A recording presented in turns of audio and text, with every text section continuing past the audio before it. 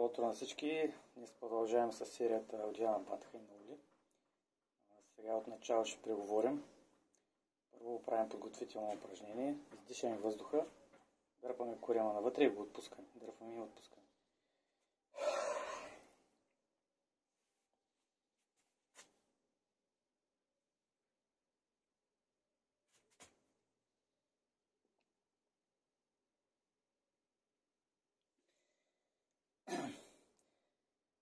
Следващото упражнение е Одяна Бандха. Изпускаме въздуха, дърпаме навътре и нагоре и задържаме колкото можем. Всичко се прави на издишано.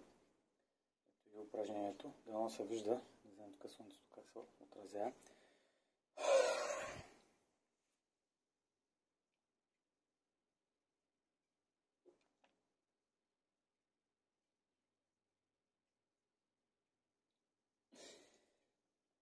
Това е Одяна Бандха.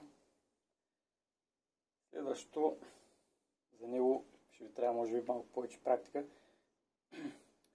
понеже тук двата коси мускула се стягат и при повечето хора в началото е трудно да ги усетят. Или само един я излиза, или само другия, или им е трудно изобщо. Ще иска повече време и работа. Значи издишаме въздуха, правим Одяна Бандха, стягаме долу, правим контракции долу в малкия таз, стягаме. Те почват да излизат. Вижте, сега ще ви го покажа.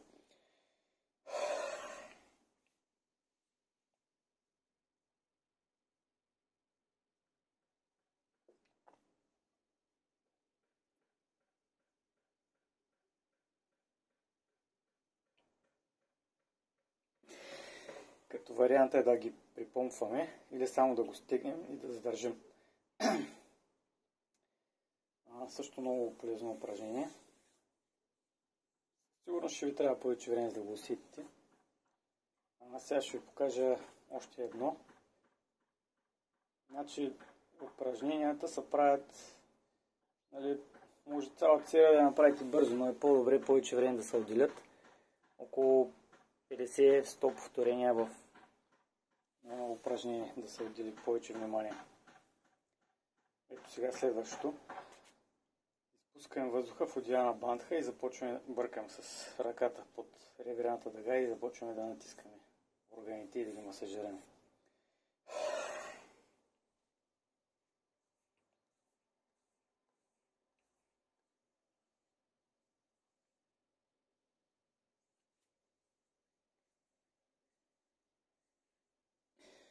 Първо правим с едната ръка, после с другата. Това е за днеска. Надявам се да имате полза от тези видеа. Ако е така или искате някакъв коментар, поставете под видеото или лични въпроси може да пишете в Facebook. Благодаря ви за вниманието, приятен ден и успехи в практиката.